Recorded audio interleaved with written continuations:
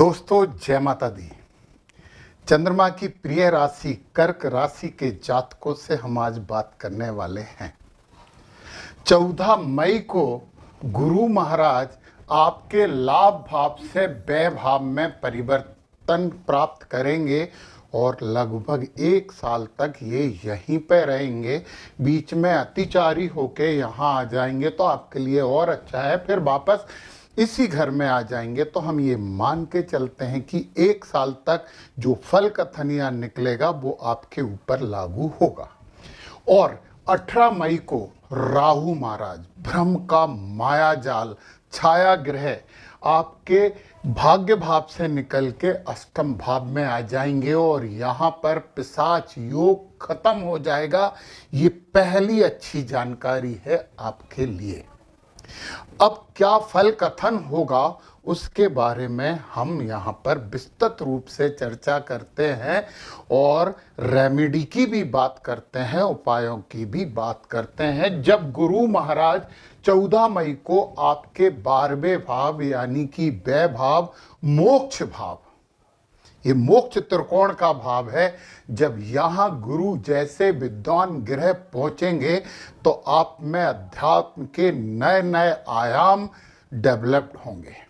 आपको विदेश से धन कमाने का अवसर प्राप्त होगा। इस अवसर का फायदा उठाइए। दान पुण्य में आपकी रुचि बढ़ जाएगी और इस समय आप जम के निवेश करने के मूड में रहेंगे। तो पहली रेमेडी ये है कि गलत निवेश से आपको बचना होगा। अपने निवेश वाले जो विचार दिमाग में उत्पन्न हो रहे हैं उन पर आपको लगाम लगाना होगा। और कुछ भी खर्च करने के बारे में सोचने लगोगे आप, नहीं, आपको अनावश्यक खर्च नहीं करने चाहिए। और एक बहुत महत्वपूर्ण बात बताऊं कि आपके पास पैसा आता है तो जीवन साथी को दे दो कि अभी रखो तुम ये पैसा, 1 साल तक तुम्हारे लिए है ये पैसा। उच्च शिक्षा के लिए आप विदेश यात्रा कर सकते हैं और धार्मिक यात्राएं तो आप करेंगे ही करेंगे, परंतु आप में एकाएक अंधविश्वास भी पनप जाएगा। ये अंधविश्वास बहुत बड़ी समस्या है, इससे आपको मुक्ति पाना होगा।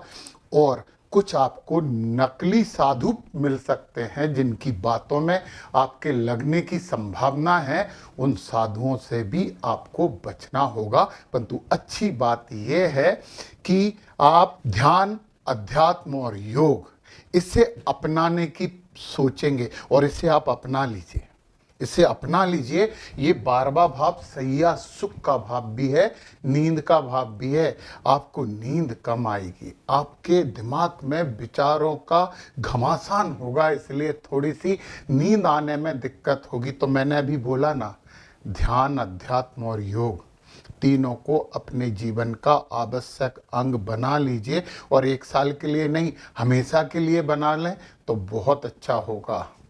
आपके कुछ छुपे शत्रु एकाएक उत्पन्न हो जाएंगे, आपको उन्हें पहचानना होगा और उनसे आप सीधा युद्ध का आह्वान नहीं करें, उनसे आप बहुत शांति और धैर्य से निपटें। निश्चित ही विजय आपकी होगी। आपको पूरे साल भर हनुमान चालीसा का पाठ रोज करना चाहिए। 2 से 3 मिनट लगता है यार, कर सकते हो आप आराम से। शिव अभिषेक करिए और गुरुवार के दिन पीली वस्तुओं का दान करिए। चलिए हम गुरु महाराज की दृष्टि की बात करते हैं। और गुरु महाराज की जो पहली दृष्टि होती है, 1 2 3 4 5, यहाँ से यहाँ पे आपके सुख और संपत्ति के भाव में गुरु महाराज की अमृत दृष्टि पड़ेगी। आपको पता है, आपने इस जन्म में जितने भी पुण्य किए हैं ना, वो गुरु महाराज की 5वीं दृष्टि उन पुण्यों का उदय करती है। तो क्या समझे, यहाँ पे आपके सुख भाव में है। तो मैंने बोला कि नींद की समस्या होगी, परंतु आपको सुख भी मिलेगा यदि आपने कुछ पुण्य किए हैं, अच्छे काम किए हैं, जाने और अनजाने दोनों ही तरीकों से। आपको भूमि, भवन, वाहन, संपत्ति का लाभ मिल सकता है, तो ये आपके लिए बहुत अच्छी बात है। परंतु फिर वही बात कि आपने कितने पुण्य किए हैं, ये लगभग मान लें 14 मई 2026 तक का फल कथन है और ये फलेगा ही फलेगा। अब हम आ जाते हैं राहु महाराज पर। राहु धुआं होते हैं। राहु महाराज की विशेषता पता क्या होती है? ये आपको बुरे से बुरा कर्म करवा लेते हैं और ये आपसे अच्छे से अच्छा कर्म भी करवा लेते हैं। राहु आपको व्यसनी बना सकते हैं और राहु आपको बहुत बड़ा आध्यात्मिक गुरु भी बना सकते हैं। मैं नाम नहीं लूंगा, कुछ आध्यात्मिक गुरु राहु की वजह से बन गए थे। बाद में फिर राहु ने अपनी प्रवृत्ति सिद्ध की, प्रस्तुत की, तो अब वो गुरु, आगे की बात बाद में करेंगे। आपकी बात देखिए, राहु महाराज आपके अष्टम भाव में आ रहे हैं और अष्टम भाव जैसे ही सुनते हैं, और हमारे ज्योतिष बंधु भी अष्टम भाव बोलकर बहुत डरा देते हैं, ये अचानक लाभ का भाव है, ये अचानक हानि का भाव है।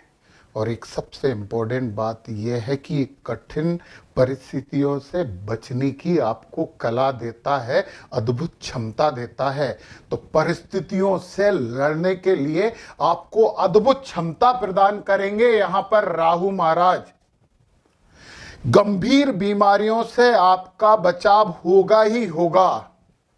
गुप्त बीमारियां पनप सकती हैं, परंतु आप अच्छे डॉक्टर को दिखाकर योग और अध्यात्म की सहायता से उसे भी ठीक कर सकते हैं।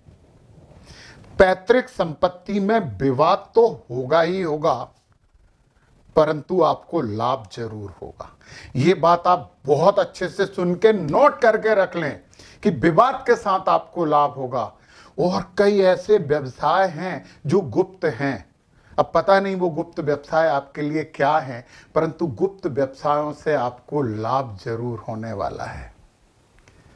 आपको नशे की लत से बचना होगा। आपका मन करेगा आप नशे की लत से बचिए, आप अंधविश्वास से बचिए।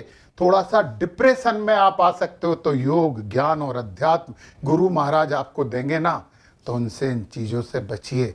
शराब, सिगरेट तो आप बिल्कुल भी हाथ नहीं लगाएं। ये 1.5 साल रहने वाले हैं, ये गुरु से भी 6 महीने ज़्यादा, ये 1.5 साल का फल कथन है। काले तिल और नारियल बहते पानी में बहाएं। राहु महाराज आपके लिए निश्चित ही अच्छा कुछ करेंगे। शिव अभिषेक जब भी मौका मिले शिव अभिषेक करें। पास में कोई शिव मंदिर है, 1 लोटा जल ले जाकर शिव जी के ऊपर चढ़ा दें।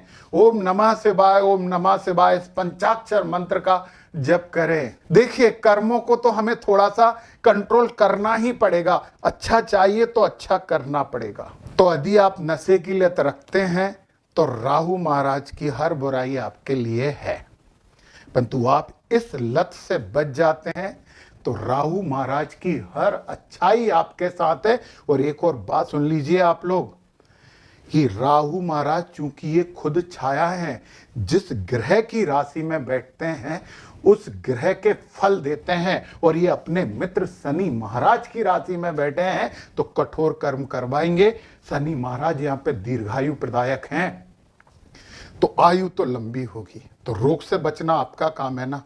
संतुलित खान पान रखें, योगा करें, अध्यात्म करें, फिजिकल एक्टिविटी पर्याप्त करें, तो आपके लिए ये 1.5 साल, 1 साल गुरु महाराज और 1.5 साल राहु महाराज, तो ओवरऑल 1.5 साल आपके अच्छे गुजरेंगे। जय माता दी।